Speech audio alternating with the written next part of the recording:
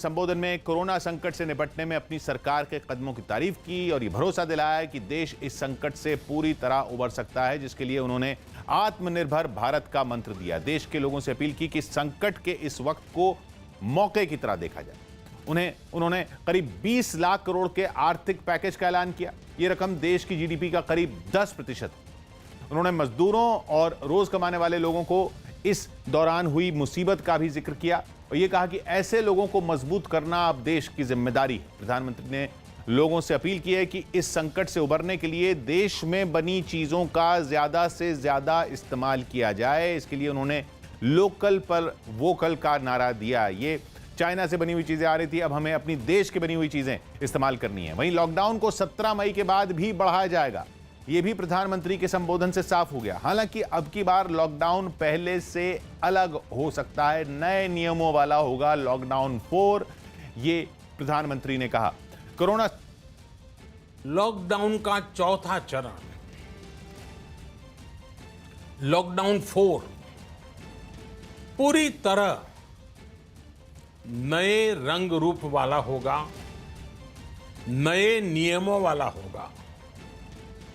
राज्यों से हमें जो सुझाव मिल रहे हैं उनके आधार पर लॉकडाउन 4 इससे जुड़ी जानकारी भी आपको 18 मई से पहले दी जाएगी। कोरोना संकट पर देश के नाम संबोधन में प्रधानमंत्री नरेंद्र मोदी ने करीब 20 लाख करोड़ रुपए के विशेष आर्थिक पैकेज का ऐलान किया। इस 20 लाख करोड़ में वो पैकेज भी शामिल है जिनकी घोषणा लॉकडाउन के ऐलान के बाद आरबीआई ने की थी। कोरोना संकट से जुड़ी जो आर्थिक घोषणाएं की थी, जो रिजर्व बैंक के फैसले थे और आज जिस आर्थिक पैकेज का ऐलान हो रहा है, उसे जोड़ दें तो ये करीब करीब 20 लाख करोड़ रुपए का है। 20 लाख करोड़ रुपए का है। ये पैकेज भारत की जीडीपी का करीब करीब 10% है। आर्थिक पैकेज के ऐलान के साथ ही प्रधानमंत्री ने देश में बनी चीजों के इस्तेमाल पर जोर दिया और लोगों से अपील की कि वो लोकल चीजों का इस्तेमाल करने के साथ साथ उनका प्रचार भी करें, वोकल भी हों। कोरोना संकट ने हमें local manufacturing, local market, local supply chain, इसका भी महत्व बराबर समझा दिया है। संकट के समय में लोकल ने ही हमारी डिमांड पूरी की है। आज से हर भारतवासी को अपने लोकल के लिए वोकल बनना है। पीएम ने कहा कि इस संकट से उबरने के लिए देश का आत्मनिर्भर होना जरूरी है, जिसके लिए उन्होंने देश की 5 खूबियां बताई जिनकी भूमिका देश को आत्मनिर्भर बनाने में बेहद अहम होगी। इनमें सबसे पहली देश की अर्थव्यवस्था होगी, जो खराब दौर में भी देश को पटरी पर लौटने का आधार बन सकती है। दूसरा, इंफ्रास्ट्रक्चर, यानी देश में सड़कें, पुल, फ्लाईओवर, अस्पताल जो देश को फिर से खड़ा करने में अहम साबित होंगे। तीसरे नंबर पर उन्होंने तकनीक पर आधारित सिस्टम की बात की, जिससे देश में काम बिना रुकावट के किए जा सकते हैं। चौथे नंबर पर उन्होंने डेमोग्राफी का नाम लिया और कहा कि दुनिया के सबसे बड़े लोकतंत्र में डेमोग्राफी लोगों को ताकत देने वाली है। डेमोग्राफी मतलब यानी किस उम्र के कितने लोग हैं। हमारे यहाँ जो जनसंख्या है उसमें नौजवान ज़्यादा हैं और जो बुजुर्ग हैं वो दूसरे देशों की तुलना में कम हैं। ये डेमोग्राफी है और ये हमको फ़ायदा दे सकती है इस दौर में। और सबसे अहम उन्होंने डिमांड को कहा, जो किसी भी अर्थव्यवस्था के लिए बेहद ज़रूरी है। देश के अलग अलग हिस्सों में फंसे हुए लोगों को राहत देते हुए ट्रेनों की आवाजाही शुरू हो गई। स्टेशनों पर भीड़ को काबू करने के लिए सोशल डिस्टेंसिंग के नियमों का सख्ती से पालन किया गया, जिसके लिए रेलवे पुलिस के साथ मिलकर राज्यों की पुलिस ने पहले से तैयारी की थी। नई दिल्ली रेलवे स्टेशन के बाहर ट्रेन के रवाना होने से कई घंटे पहले ही लोग जुटने शुरू हो गए। 2 गज की दूरी बनाते हुए लोग एक दूसरे के पीछे खड़े होते रहे और लोगों की लाइनें लंबी होती चली गईं। तस्वीर आपके सामने है, जहां पर तमाम लोग जो हैं वो नई दिल्ली रेलवे स्टेशन के बाहर पहुंचे हैं और अपनी बारी का इंतज़ार करें, क्योंकि सभी की स्क्रीनिंग होगी। स्क्रीनिंग के बाद ही सबको उनकी सीट पर बैठने दिया जाएगा। हैरानी की बात यह रही कि नई दिल्ली रेलवे स्टेशन पहुंचने के लिए कई लोगों को घंटों तक पैदल चलना पड़ा। कुछ लोग सुबह 6 बजे घर से पैदल निकले और कुछ लोगों ने बीती रात से ही चलना शुरू कर दिया। मानेसर से आए। मानेसर से यहाँ तक कैसे पहुँचे? पैदल। पैदल आए हैं? क्यों, कोई गाड़ी वाड़ी नहीं मिली? गाड़ी तो नहीं मिली। कपासड़ा बोल रहा। कपासड़ा। यहाँ तक कैसे पहुँचे? पैदल। पैदल?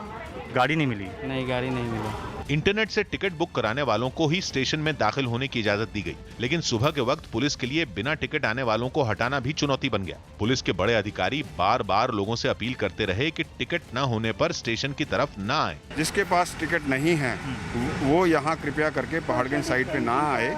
जो श्रमिक ट्रेन का इंतजाम है वो ऑलरेडी लोगों को मालूम है।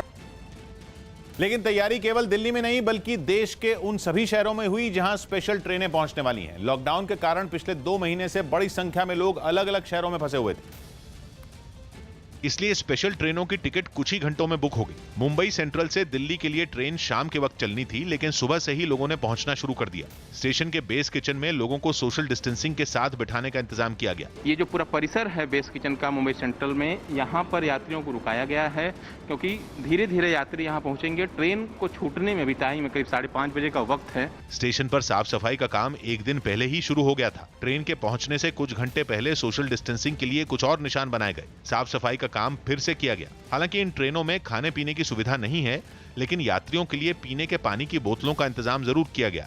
मुंबई सेंट्रल से जो ट्रेन आज दिल्ली के लिए छूटेगी उसके लिए ये देखिए सारा सामान जो यात्रियों को दिया जाएगा ट्रेन में यात्रा के दौरान, पानी वगैरह की बोतल्स, तमाम जो चीजें हैं ये अब धीरे धीरे स्टेशन की तरफ लेके जाई जा रही हैं। हालांकि मुंबई में ज्यादातर लोगों को स्टेशन तक पहुंचने में दिक्कत नहीं हुई, क्योंकि यात्रियों के लिए टैक्सी चलाने की इजाजत दे दी गई। मुंबई सेंट्रल स्टेशन पर तो एक महिला पीपीई किट पहनकर पहुंच गई, जिसे उसने खास तौर पर सफर करने के लिए ऑनलाइन ऑर्डर करके मंगवाया था। महिला ने अपने आप को ही नहीं बचाया बल्कि अपने बैग को भी पूरी तरह ढक लिया। महिला ने बताया कि दिल्ली में उसके भाई का निधन कुछ दिन पहले हुआ था और वो भाई के अंतिम संस्कार में लॉकडाउन के कारण नहीं पहुंच पाई थी। सुरक्षा बहुत जरूरी है मेरे लिए, क्योंकि मेरी अपनी सुरक्षा जो है वो तो ठीक है, इसके अलावा मैं कैरियर बनना नहीं चाहती हूँ। किसी के लिए भी, अपने देशवासियों के लिए, जनता के लिए, किसी के लिए भी मैं कैरियर नहीं बनना चाहती हूँ। जो भी लोग स्टेशन पर पहुंचे उनके चेहरे पर घर जाने की खुशी साफ दिखी। घर जाने को मिल रहा है तो राहत की सांस तो ले ही रहे हैं। फाइनली घर लौट रहे, अपने बच्चों में जाएंगे। उधर चाहिए 10 महीने तक रहे, बच्चों में तो रहेंगे, सुकून से रहेंगे। मुंबई ही नहीं, अहमदाबाद में भी ट्रेन के पहुंचने से पहले साफ सफाई का काम तेज हो गया। सोशल डिस्टेंसिंग का पालन करवाने के लिए रेलवे ने पूरी तैयारी कर ली। ऐसी ही तैयारी कोलकाता के हावड़ा स्टेशन पर भी दिखी। ट्रेन के हर डिब्बे पर केमिकल का छिड़काव किया गया। स्टेशन के बाहर लोगों की लंबी लाइन जुट गई। लोगों से सोशल डिस्टेंसिंग का पालन करवाया गया और मेडिकल स्क्रीनिंग से पहले सबके हाथ सैनिटाइजर से साफ करवाए गए। हालांकि रेलवे ने साफ किया कि वो यात्रियों के लिए एक स्टेशन से दूसरे स्टेशन तक ट्रेन चलाने का ही इंतजाम करेगी, यानी स्टेशन से घरों तक पहुंचने का इंतजाम राज्य सरकारों को ही करना होगा। ये इसलिए अहम है क्योंकि कई यात्रियों के घर उस स्टेशन से कई किलोमीटर दूर हैं जहां तक ट्रेन चलाई गई। इन ट्रेनों में सफर करने वाले लोगों के लिए खाने पीने का इंतजाम नहीं होगा, जैसे पहले राजधानी जैसी ट्रेनों में होता था। लेकिन ट्रेनों में पीने के पानी की बोतल के अलावा पैक किया हुआ सूखा खाना यानी चिप्स और बिस्किट जैसा सामान लोगों को उपलब्ध करवाया जाएगा। एक अहम बात रेलवे ने यह भी कही है कि ट्रेन में सफर करने वाले हर शख्स के मोबाइल फोन में आरोग्य सेतु ऐप होना जरूरी होगा। लेबनान में महंगाई और भ्रष्टाचार के खिलाफ प्रदर्शन कर रहे लोगों पर पुलिस ने लाठीचार्ज कर दिया। वहां कोरोना वायरस के खतरे के बीच सैकड़ों प्रदर्शनकारी राजधानी बेरूत की सड़कों पर उतर आए और वहां के वित्त मंत्रालय को घेरने की कोशिश की, लेकिन तभी उनकी वहां तैनात पुलिस वालों से जोरदार झड़प हो गई। पुलिस वालों ने अंदर घुसने की कोशिश कर रहे प्रदर्शनकारियों पर लाठीचार्ज कर दिया। प्रदर्शनकारियों की भीड़ में कई बुजुर्ग और महिलाएं भी शामिल थीं, लेकिन पुलिस ने सख्ती दिखाते हुए उन्हें पीटना शुरू कर दिया। पुलिस के तेवर देख वहां भगदड़ मच गई। हालांकि सख्ती के बावजूद प्रदर्शनकारी पीछे नहीं हटे और उन्होंने दोबारा प्रदर्शन शुरू कर दिया। महंगाई के खिलाफ प्रदर्शन कर रहे लोग मंत्री से मिलने की जिद पर अड़ गए।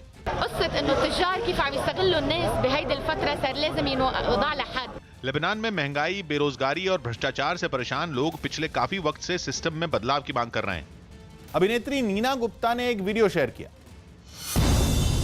लॉकडाउन में उत्तराखंड के मुक्तेश्वर में वक्त बिता रही अभिनेत्री नीना गुप्ता ने एक वीडियो शेयर किया जिसमें वो एक हिमाचली लोकगीत गाती नजर आई। मैं ता मही दे वतना नु जासा ओ मेरी अखियां दा नूर है हो मेरी अखियां दनू। राजस्थान के सीएम अशोक गहलोत ने वीडियो कॉन्फ्रेंसिंग से राज्य के सांसदों और विधायकों से बात की, जिसमें कोरोना वायरस के खतरे से निपटने पर चर्चा की गई। जो सुझाव आपने दिए सब सुझाव नोट हो रहे हैं सबके, नोट के बाद में कार्रवाई भी करेंगे हम लोग, आप निश्चिंत रहें। केंद्रीय स्वास्थ्य मंत्री हर्षवर्धन ने इंटरनेशनल नर्सेज डे पर देश की कई नर्सिंग संस्थाओं से जुड़े लोगों से बात की और नर्सों की तारीफ की। लाखों नर्सेज और एएनएम्स के साथ वीडियो कॉन्फ्रेंस के माध्यम से संपर्क किया। दिल्ली की राजौरी गार्डन पुलिस ने अवैध वसूली के लिए फायरिंग करने वाले एक आरोपी को मोहन गार्डन से गिरफ्तार कर लिया। पुलिस का कहना है कि आरोपी पर पहले से हत्या समेत 8 केस भी दर्ज हैं। उसके फ्लैट में जाके रेड किया और उसको हमने वहां से पकड़ के लाए हैं। ये काफी कुख्यात गैंगस्टर है। बीजेपी सांसद रवि किशन ने यूपी बिहार के लोगों से पैदल और दूसरे तरीकों से जान जोखिम में डालकर गांव न लौटने की अपील की। कृपया आप लोग घर पर रहें, जहां बड़ा उजार रहा आप लोगन के ट्रेन ले जाए, ये हम कहत है। संयम मत खो, पैदल मत जाओ। इरफान पठान का एक वीडियो सोशल मीडिया पर वायरल हो गया, जिसमें उन्होंने सभी से रमजान में गलती से पानी पीने के बारे में पूछा। गलती कर बैठा है, गलती कर बैठा है, गलती कर बैठा है, गलती कर बैठा है, दिल गलती कर बैठा है। दूसरे राज्यों से बिहार पहुंच रहे मजदूरों को 14 दिन के लिए अलग अलग जिलों के क्वारंटीन सेंटर में रखा जा रहा है, लेकिन वहां बदइंतजामी ने राज्य की नीतीश सरकार पर गंभीर सवाल खड़े कर दिए हैं। पटना, कैमूर और अररिया में तो क्वारंटीन किए गए मजदूरों ने खाने पीने की समस्या और गंदगी का आरोप लगाते हुए जमकर हंगामा किया। और पटना के पंडारा के इलाके में बनाए गए क्वारंटीन सेंटर में तो मजदूरों ने तोड़फोड़ भी की। पंडारक में एक सरकारी स्कूल को क्वारंटीन सेंटर में बदला गया है। इस क्वारंटीन सेंटर में दूसरे राज्यों से आए मजदूरों को 14 दिनों के लिए रखा गया है, जिन्होंने बदइंतजामी का आरोप लगाते हुए वहां जमकर हंगामा किया।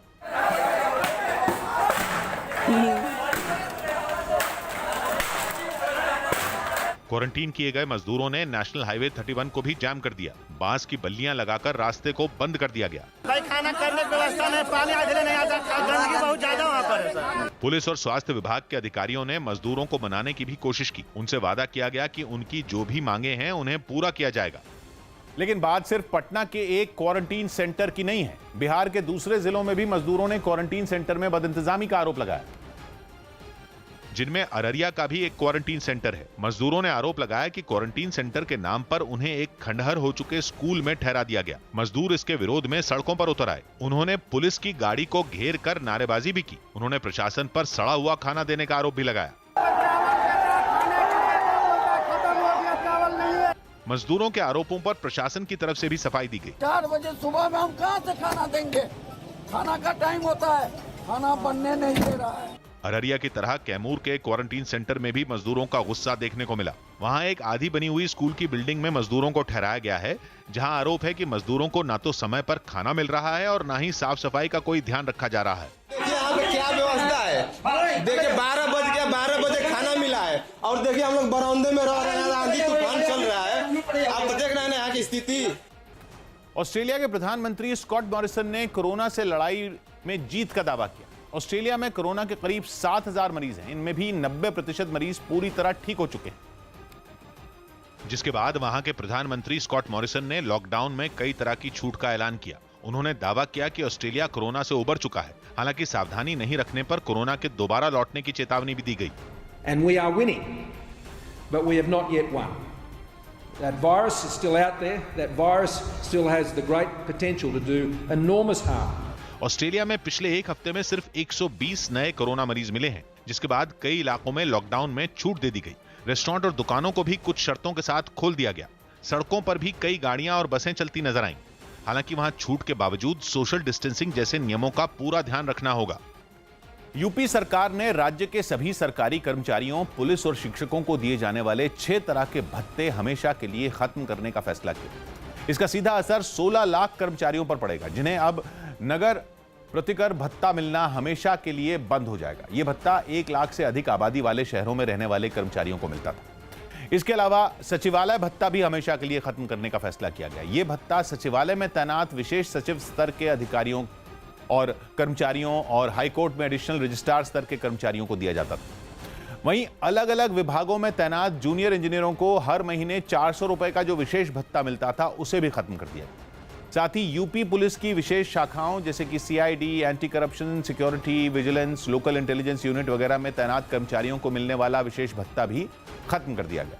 और पीडब्ल्यूडी यानी लोक निर्माण विभाग के कर्मचारियों और अधिकारियों को मिलने वाला रिसर्च, डिजाइन और अर्दली भत्ता भी खत्म कर दिया गया। जबकि सिंचाई विभाग के अधिकारियों को दिए जाने वाला इन्वेस्टिगेशन एंड प्लानिंग भत्ता और अर्दली भत्ता भी हमेशा के लिए खत्म हो गया। इससे पहले यूपी सरकार ने कोरोना की वजह से पैदा हुए आर्थिक संकट की वजह से इन भत्तों को इस साल 1 अप्रैल से अगले साल 31 मार्च तक के लिए बंद किया था।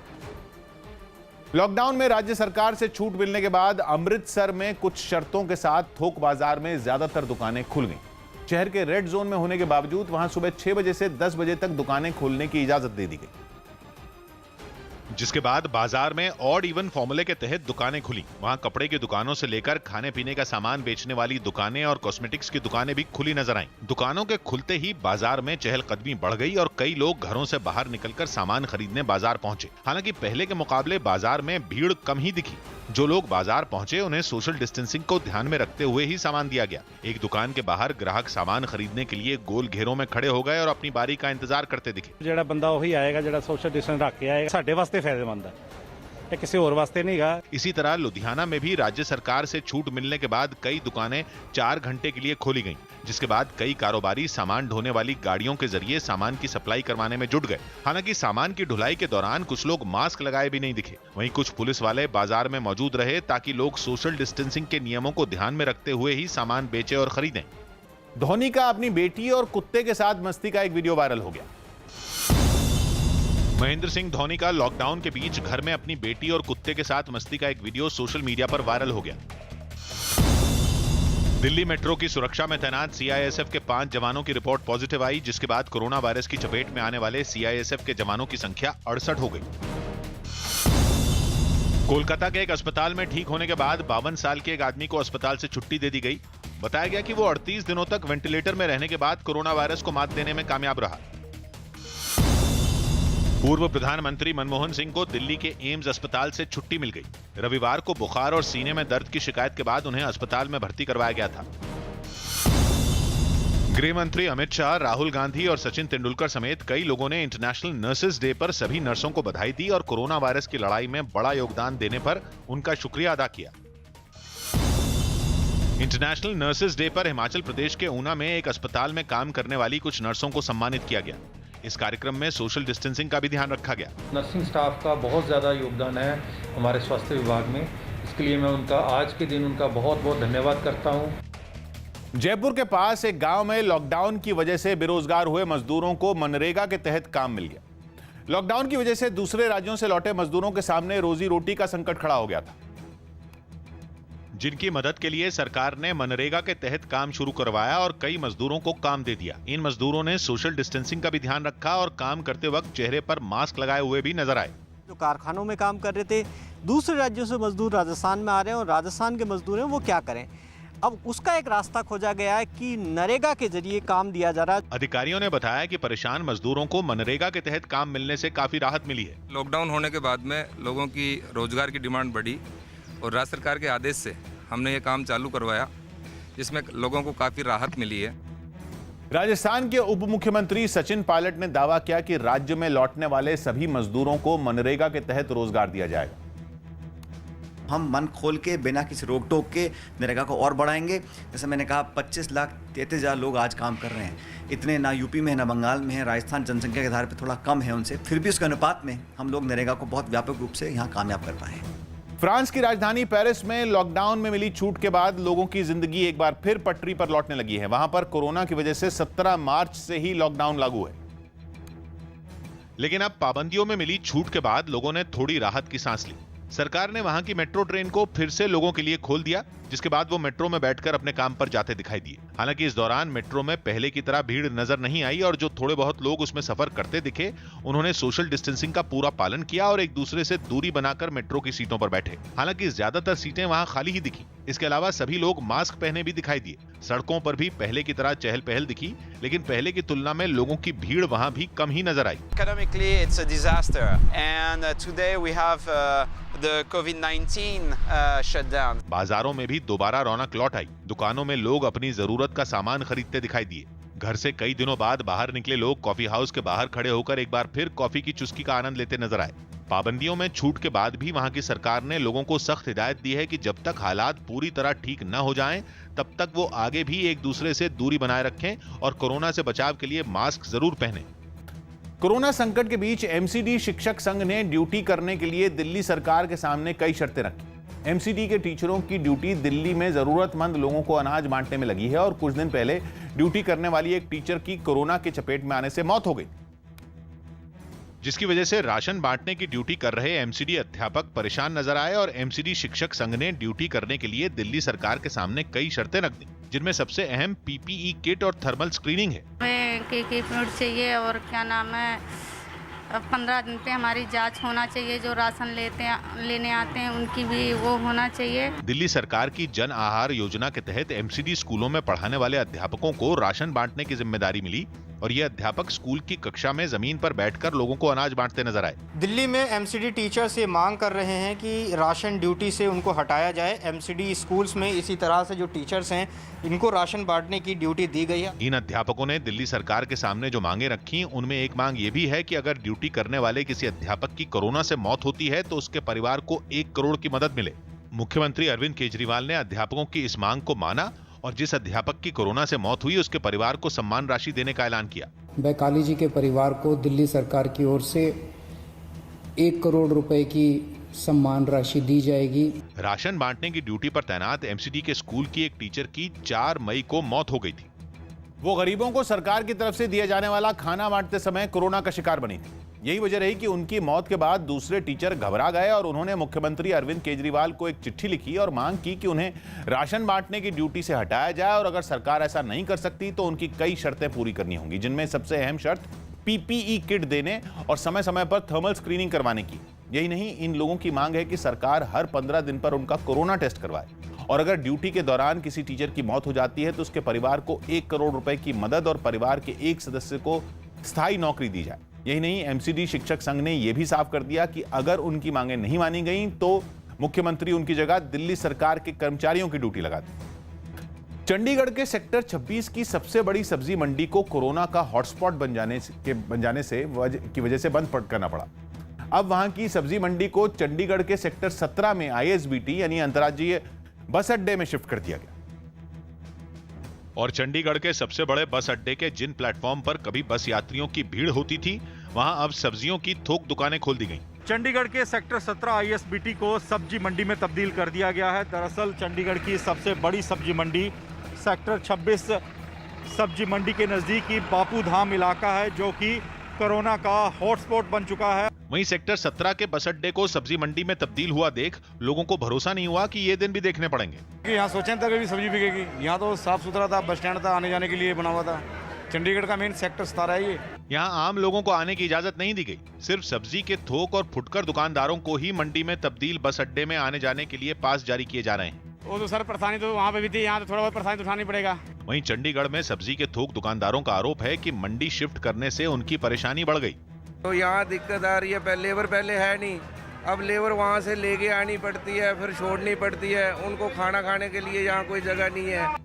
मुंबई की आर्थर रोड जेल में कई कैदियों के कोरोना पॉजिटिव पाए जाने के बाद महाराष्ट्र सरकार ने बड़ा फैसला लिया है। जानकारी के मुताबिक महाराष्ट्र सरकार राज्य की अलग अलग जेलों में बंद 35,000 कैदियों में करीब आधे यानी 17,000 कैदियों को पैरोल पर छोड़ेगी। इन 17,000 कैदियों में 5,000 विचाराधीन कैदी हैं जिन पर चल रहे मामलों में अभी फैसला आना बाकी, जबकि 3,000 कैदी ऐसे हैं जो अलग अलग केस में 7 साल तक की सजा काट रहे हैं। वहीं 7 साल से ऊपर की सजा काट रहे 9,000 कैदियों को भी पैरोल पर छोड़ने का फैसला लिया गया है। सरकार ने यह फैसला तब लिया जब आर्थर रोड जेल में बंद 185 कैदी कोरोना पॉजिटिव पाए गए। जिनके ऊपर गंभीर गुने दाखिल है, जैसे कि रेप का गुना, या बैंक फ्रॉड या बाकी आर्थिक घोटाला, ऐसे जो गंभीर प्रकार के गुने इनको छोड़ के 17,000 कैदियों को टेम्पररी रिलीफ देके इनको पैरोल मंजूर किया गया है। यूपी की राजधानी लखनऊ में लॉकडाउन के दौरान ऑफिस जाने की छूट मिली तो कई लोग नियमों की अनदेखी करते दिखे, वो भी तब जब लखनऊ को कोरोना की वजह से रेड जोन घोषित किया जा चुका है। जहां लॉकडाउन में छूट इस शर्त के साथ दी गई कि लोग सोशल डिस्टेंसिंग का पालन करेंगे और स्कूटर या मोटरसाइकिल की पीछे की सीट पर कोई नहीं बैठेगा। राजधानी लखनऊ रेड जोन में जरूर है, लेकिन सड़कों को आपको देखकर नहीं लगेगा कि यहाँ कोई नियम। आप देखिए कि लगातार लोग सड़कों पर निकल रहे हैं और देखिए नियम भी तोड़ते नजर आ रहे हैं। आप बाइक पर देखिए 2 लोग जा रहे हैं, उसमें खुद पुलिस वाले भी बैठे हुए। और पाबंदी के बावजूद मोटरसाइकिल या स्कूटी पर 2 लोग क्यों बैठे, ये पूछने पर लोग अपनी मजबूरी सुनाने लगे। सारी जानकारी है हमको, लेकिन हमको छोड़ने जा रहे हैं सामने तक। तो एक आदमी जाता ना? बिल्कुल एक आदमी तो एक आदमी का है। सर एक गाड़ी अगर किसी की खराब हो जाए तो इतनी ज़्यादा आवश्यकता में बहुत ज़्यादा, अगर 1 किलोमीटर भी डिस्टेंस नहीं है तो इतनी मदद सामने वाला कर सकते। दिल्ली नोएडा की सीमा पर पुलिस की सख्ती ने बिना पास के काम पर निकलने वालों की मुसीबतें बढ़ा दी। सरकार ने लॉकडाउन में छूट का ऐलान किया तो प्राइवेट कंपनियों में काम करने वालों को घर से निकलना पड़ा। लेकिन दिल्ली में रहकर नोएडा या नोएडा में रहकर दिल्ली में काम करने वालों का स्वागत बॉर्डर पर जैम ने किया। दोनों ही तरफ की पुलिस एक-एक गाड़ी वाले से पास मांगती दिखी। इस वक्त मैं मौजूद हूं दिल्ली और उत्तर प्रदेश के बॉर्डर पर कालिंदी कुंज में, और आप देख सकते हैं यहाँ तस्वीरों में कि यहाँ उत्तर प्रदेश पुलिस लगातार चेकिंग कर रही है और जिन गाड़ियों के पास नहीं है उन्हें अंदर जाने नहीं दिया जा रहा है। कालिंदी कुंज बॉर्डर पर बिना पास वालों के लिए राहत की कोई राह निकलती नहीं दिखी। पास नहीं होने के बावजूद दिल्ली बॉर्डर पार कर नोएडा आने वालों को नोएडा पुलिस ने रोक दिया और जब वो दिल्ली की तरफ लौटे तो दिल्ली पुलिस ने उन्हें अपने इलाके में आने से रोक दिया। 1.5 घंटा से हम वेट कर रहे हैं, हम परमिशन के लिए। हम सारे जितने भी यहाँ नोएडा की पुलिस है एक-एक करके सबके पास कर रहे हैं। कुछ लोग तो बाइक पर फर्जी पास लगाकर नोएडा जाने की कोशिश करते नजर आए, जिनका ट्रैफिक पुलिस ने चालान काट दिया। ये सब फर्जी है, परेशान कर रहे हैं, लगा के आते हैं सब। बताया गया कि काम पर निकले बहुत सारे लोग घंटों तक परेशानी झेलने के बाद चालान कटाकर लौटने को मजबूर हुए। मुंबई से पैदल अपने गांव के लिए निकले मजदूरों को एक संस्था ने चप्पलें बांटकर उनकी मदद की। 1.5 महीने से भी ज्यादा वक्त से मुंबई में फंसे इन मजदूरों के सामने काम न होने की वजह से खाने का संकट खड़ा हो गया था, जिसके बाद ये मजदूर तेज गर्मी में घिसी हुई पुरानी चप्पलें पहनकर पैदल ही अपने गांव जाने के लिए निकल पड़े। एक मजदूर के तो सिर्फ एक ही पैर में चप्पल दिखी। ऐसे में आवास फाउंडेशन नाम की संस्था से जुड़े लोग मजदूरों की तकलीफ समझकर आगे आए और उन्हें चप्पलें बांटते दिखे। संस्था ने लोगों से भी चप्पलें दान करने की अपील की। ऐसे चप्पलें 500 और 100 के आसपास स्लीपर और 200 पुरानी चप्पलें हम लोग डोनेट करें और ये मुहिम हम रोज चलाएंगे। संस्था से जुड़े लोगों ने बताया कि वो लॉकडाउन में जरूरतमंदों को खाने पीने का सामान बांटने के लिए निकलते थे तो गांव जा रहे मजदूरों के पैरों में चप्पलें नजर नहीं आती थी। ऐसे में उन्होंने मजदूरों को चप्पलें बांटने का फैसला किया।